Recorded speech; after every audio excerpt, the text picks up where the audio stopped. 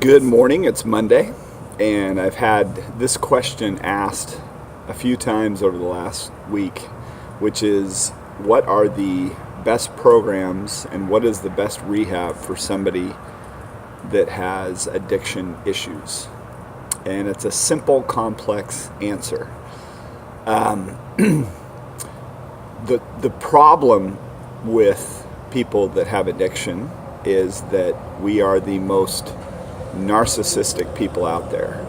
We don't think very highly of ourselves, but we think about ourselves all the time, above everyone else. Even when we're doing good things for people, we're doing it because we want people to like us. In the end, that's the biggest part of the problem. So underneath what is the best rehab, what's the best program, that person has to totally desire to want to change. If they don't, they're going to struggle. And then I would say that AA, the roots of Alcoholics Anonymous, were phenomenal. It's pointing them away from themselves into a selfless life, into submitting their life to God as they understand Him, which is the only way long term, I believe, that someone gets and stays sober. Teen Challenge, as far as the ones that I've come across, get down to the root and identity and dying to self and coming to that place of experiencing a purpose for their life. And there's other programs out there that, if that person is willing, will get and stay sober. But if it's fear-based, people will manage their behavior. They might have strong enough will for a while to manage their behavior, but in the end, they'll go back to what they knew when time of crisis or struggle comes into their life, when their circumstances change. If everything's good and their circumstances are good, people can stay sober for a long time. But what happens when suffering and death and struggle and job loss comes into their life? Until they can get down to the identity issues and understand who they are and whose they are, that's when somebody's life can be changed forever. And if there's a willingness for that person to truly submit their life to God, that's where I've seen total life change and freedom. Freedom from the bondage of self. Because at the root of all of our sin, all of our struggle is self-centeredness, right? The root of all sin is self-centeredness. So it's about us dying to self. It's about us.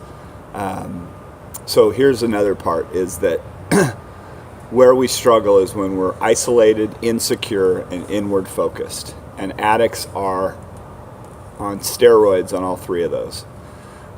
So it's about getting into community for someone that is struggling with addiction and they truly want to change. They have to be around other people that are going in that direction.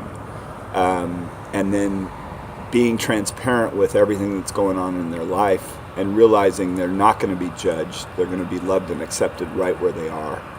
That all of us, addicts, non-addicts, we're all a work in progress. And that's where, I've seen life transformation come in. And when they can truly understand the love of God in their life, and they understand that there's something greater than themselves out there, and they're not just existing day to day, because that's one thing that we do, is we just kind of exist. We don't really live. And then we can go away from that duplicitous life. Now all of a sudden we can experience life in a whole new way. Our eyes are opened. And then when you get a taste of that and you start experiencing something other than just existing, man, that's when all of a sudden their life comes to life.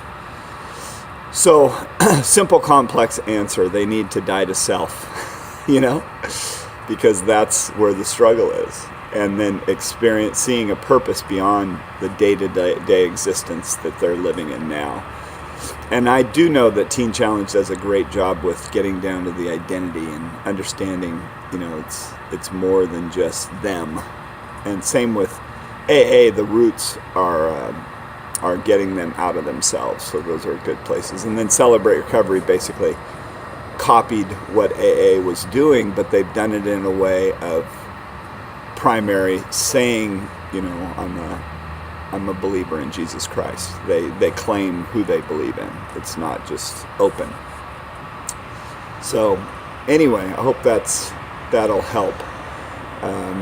But man, when somebody gets it, it's so beautiful. When they finally come to the end and they can see that there's a light at the end of the tunnel and they don't have to just exist. And the problem is too, I'm going to go into this, a lot of times people are in, the people that are with people that are addicts or alcoholics almost have the same addiction, but in a different way. Codependence, a lot of times, they need that person in their life. They aren't comfortable with just being on their own and experiencing life and being free. So they end up, being just as addicted to the addict or alcoholic as the addict is to his drug or other vice. Anyway, God bless y'all.